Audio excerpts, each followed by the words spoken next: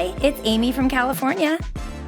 Hi, this is Andy from the Midwest. I'm from Minnesota, and welcome to Plastic Free July. Are you wondering how to reduce your daily plastic use, and actually, why is it so important? If so, then tune into this episode for essential insights on why your overall health may be affected by microplastics more than you think, and ways to get involved this month, Plastic Free July. This is Coast to the Heart. Hey everyone, welcome back to another episode of Coast to the Heart. This is where Amy and I talk about topics that are close to our heart from two opposite coasts across the US. I'm Andy, your ingredient safety nerd from Minnesota. And I'm Amy from the always sunny shores of California. We're here to bring the fun and a dose of truth serum about ingredient safety in personal care products. Today, we're diving into something a bit different, but super important for our health and the environment. That's right, Amy. Like we said, today we are talking about Plastic Free July. We're going to give you tips to go plastic free this month and maybe even beyond. So grab your reusable coffee cup and let's get into it. I was like going to do ASMR for like the Summer Stanley, something like that. Yours is so cute. Okay, so what is Plastic Free July? First things first, it's a global commitment to reduce plastic pollution. During July, people around the world try to eliminate or reduce single-use plastics from their lives. It's a great way for us to have cleaner streets, oceans, and communities. Yes, and you can participate in small and really big ways. So whether it's just swapping out plastic straws for reusable ones or going all out and trying to live completely plastic free, every little bit helps. Yep, it's all about making choices that matter to you. If you're passionate about reducing plastic waste, this is your month to shine.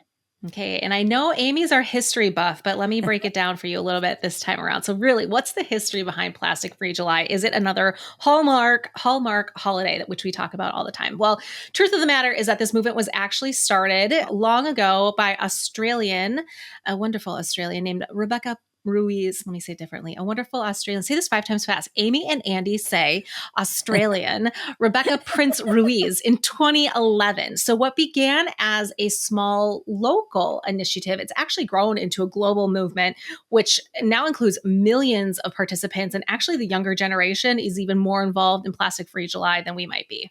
Well, first of all, I love that it was started by Rebecca because that's my middle name. So when you said that all those times, I'm like, oh, I feel like she's talking about me.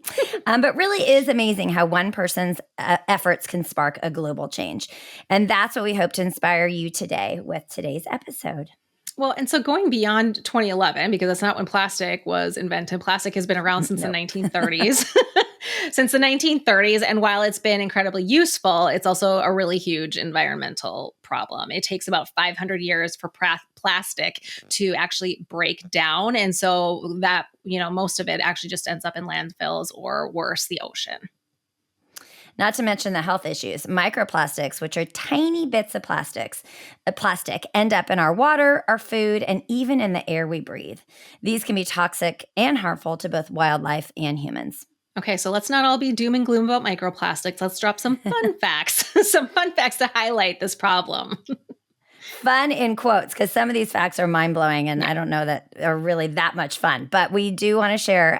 Number one, did you guys know that every single second, 1,000 people in the U.S. open a bottle of water, a plastic bottle of water? I mean, every second, 1,000 people. That's insane. I mean, when you're at Disneyland, you know that's true because you look all around. Everyone's opening plastic water bottles constantly. But just that blew my mind. And that Americans throw away 35 billion empty water bottles a year.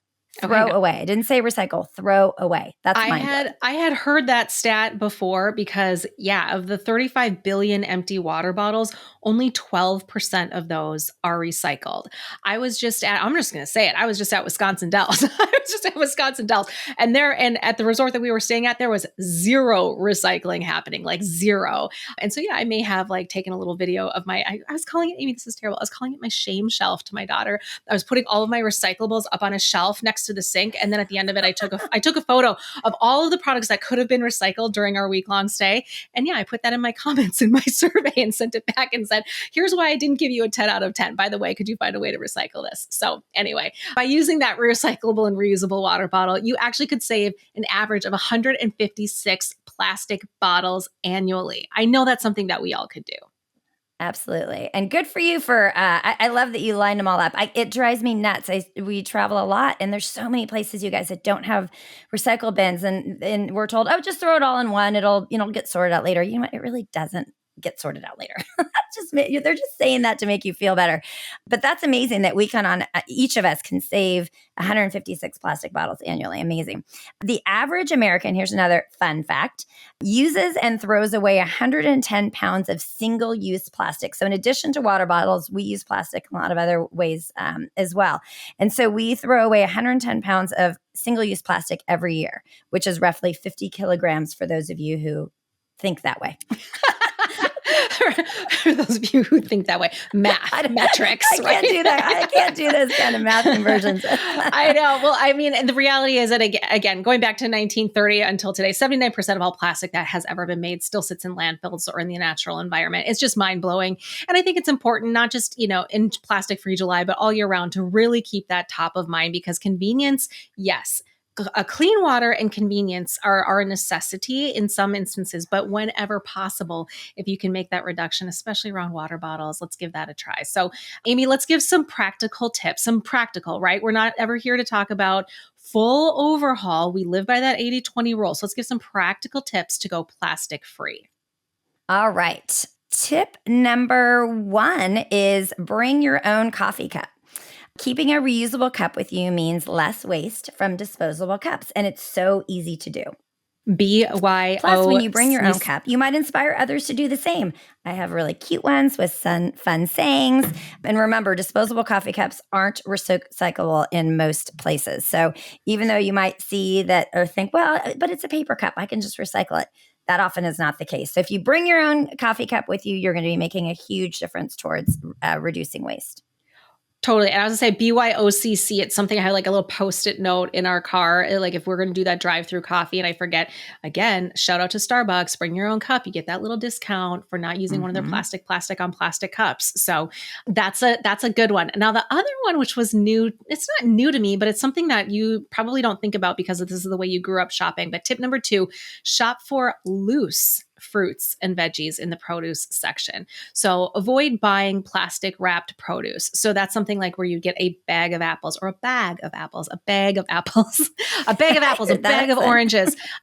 Those are things that, again, I believe you're getting a discount because it's in bulk, or sometimes it's the organic ones that are stored in plastic. But again, that plastic use, honestly, especially those fruit bags are something that they don't go in the single sort recycling. You have to take them back to the store for special recycling. So those are things, again, if you can just be conscious, bring your reusable net bags or your mesh bags to get your produce. That's a really easy tip. Yes, this reduces pressure on recycling systems, keeps plastic out of oceans and landfills, and plus it's just better for the environment. And often those loose veggies and fruit are fresher. Well, and I think this kind of goes along that same tone. It's like habit stacking. We've talked about this before. It's like, how do you remember to do that? Because as I'm running out the door to grab 1 or 2 or 5 or 10 things at Target, the last thing I'm remembering is to keep those reusable shopping bags. So what we actually do, and I've talked about this before, we have another Post-it. Can you tell I'm from Minnesota where 3M created Post-its? Another Post-it on the back door that says, are you going to Target? Bring your bag of plastic bags to do the recycling. But also I've just started, instead of putting them, in by the back door, putting them in the back of my car right out of the gate, because not only is it easy for me to take, 3 or 4 of them out when I go shopping, refill them, but then to take the balance of them and recycle them while I'm there.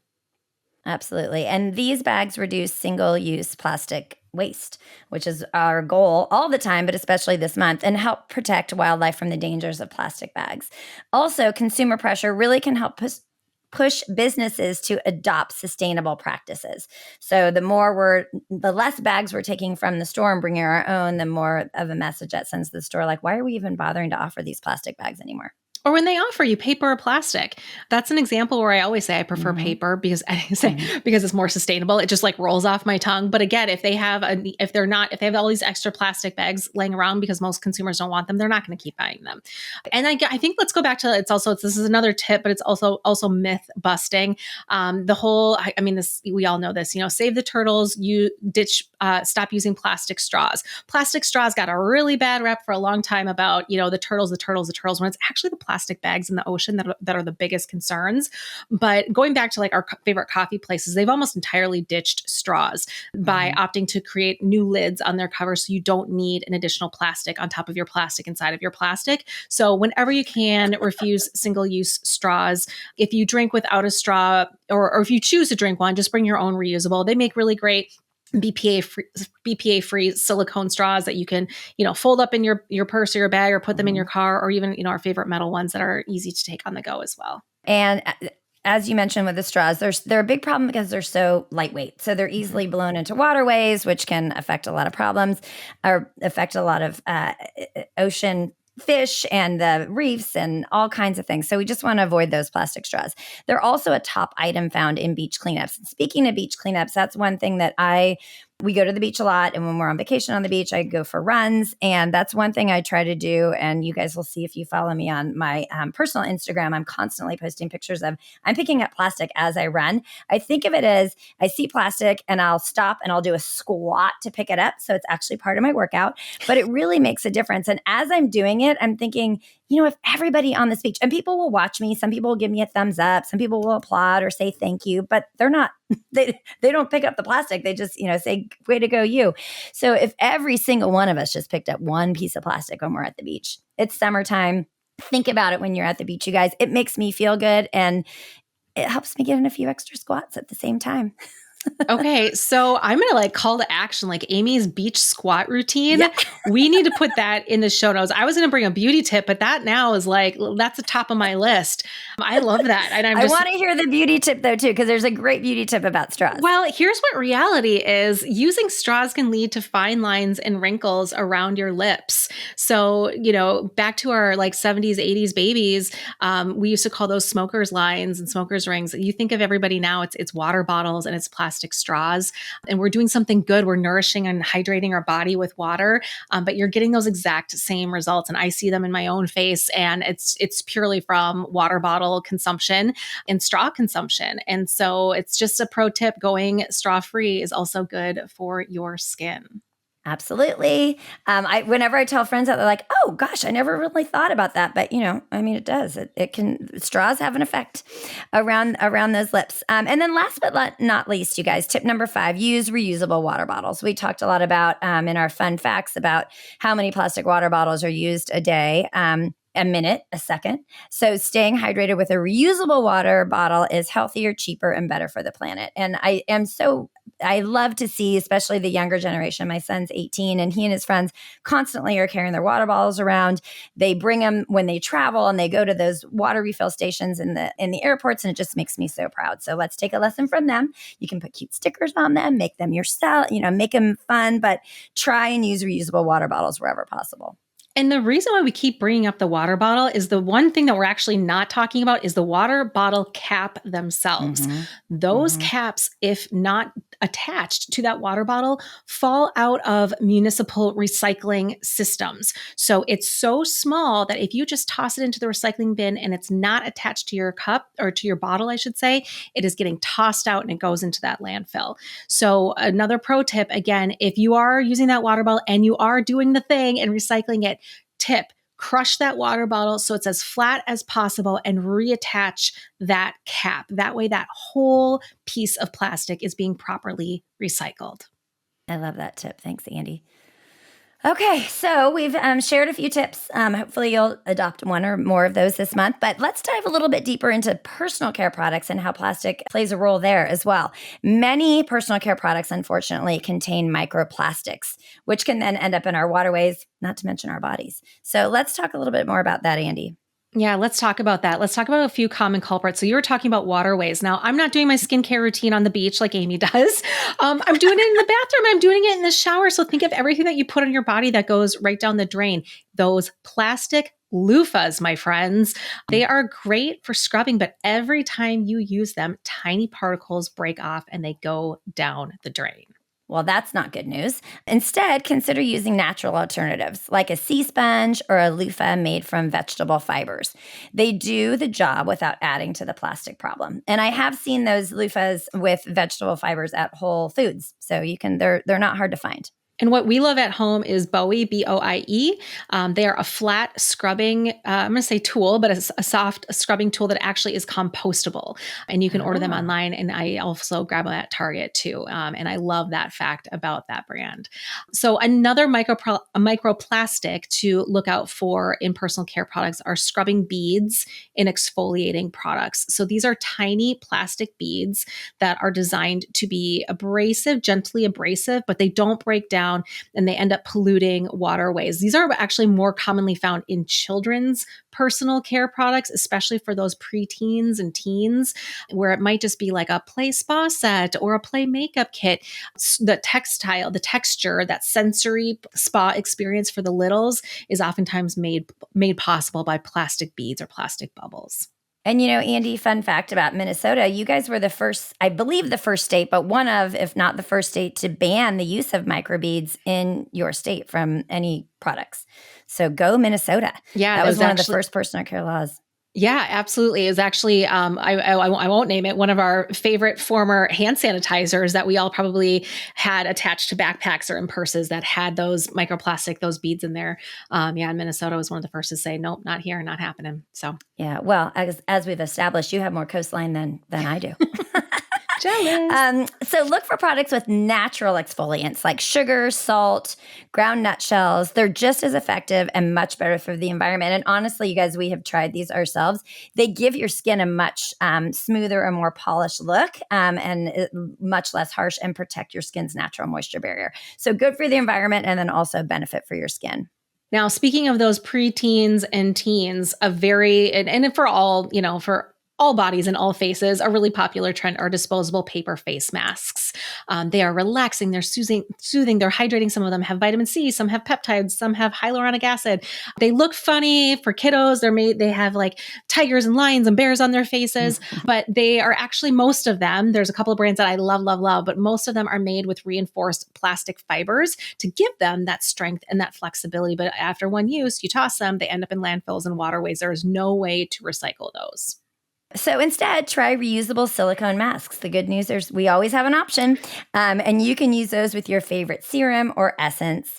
They're washable, durable, and they don't contribute to plastic waste. And let's keep going down. Let's keep talking about the dirty around the bathroom sink. Don't forget those plastic toothbrushes and razors. They're everyday items that are often used for a few months. You should switch out that toothbrush every few months and then tossed out with, we don't even think about it. That's what we've done our whole lives. Who wants to keep, toothbrushes for their whole entire life? We throw them away, but they contribute to that plastic waste problem. And so that's something that, again, switching. Amy, you've got a couple clean swaps that you can recommend. Absolutely. Okay. First of all, I have to tell a really funny story about my father-in-law when you say you don't want to keep toothbrushes forever. So he kept toothbrushes forever. We were, sadly, we lost him 2 summers ago, but we were going through some drawers and we opened a drawer and you guys, we were laughing so hard. There must have been like 35 toothbrushes in this drawer in the kitchen. It was like a junk drawer and he saved them because he didn't want to throw them away. I like to think he was an early environmentalist, but he used them. He used them to like clean the stove or clean out, certain things. So some people do save their toothbrushes forever, including my dear father-in-law, Eldon. So anyway, yes, switch to bamboo toothbrushes. And you guys, bamboo toothbrushes are actually really cool looking too. So they'll look, awesome on your counter if you keep them on your counter. And there are reusable razors with replaceable blades. They're effective and they significantly reduce plastic waste. And we'll link some of these brands in the show notes for you guys as well. Yeah. And let's not forget again about packaging. Many of these personal care products for safety and hygienic purposes come in plastic bottles, plastic containers. They are wrapped, they are sealed, they are wrapped again. So look for brands that use glass, that use aluminum, which is highly recyclable or biodegradable packaging. Or even better, look for refill stations where you can bring your own containers and reduce waste altogether, which I actually just found out about a refill station in San Mateo, which is just a couple of towns away that I didn't even know existed. And they've got tons of personal care products, plus some food products as well. I learned about it from a honey vendor because that's where he sells his honey. So I was super excited to hear that there was an option here so close to me. Oh, I love that. I love that. I know. It's called the filling station. Okay, so the impact of your choices, you guys, the plastic-free July movement has inspired over 120 million participants in 177 countries. That's just since 2011. Go Rebecca with her vision. Each small change we make adds up to a massive impact. So we want to know, what will you do this month to decrease your plastic use? Because even one small change can lead to a lifetime of better habits. We hope you feel inspired to join the Plastic-Free July Challenge. There's tons of information online, you guys, about Plastic-Free July and what you can do. A great resource that we like is plasticfreejuly.org. Very simple. So go check it out. And that's a wrap for our first episode of July. Don't forget to follow us on social and share your plastic-free July stories with us. We want to share them out and help this community learn how to make safer and more responsible choices in July and beyond. Absolutely. Happy birthday, America. Thanks for listening to Coast to the Heart. Until next time, stay informed, stay beautiful, and keep it plastic-free. Bye, everyone. Bye.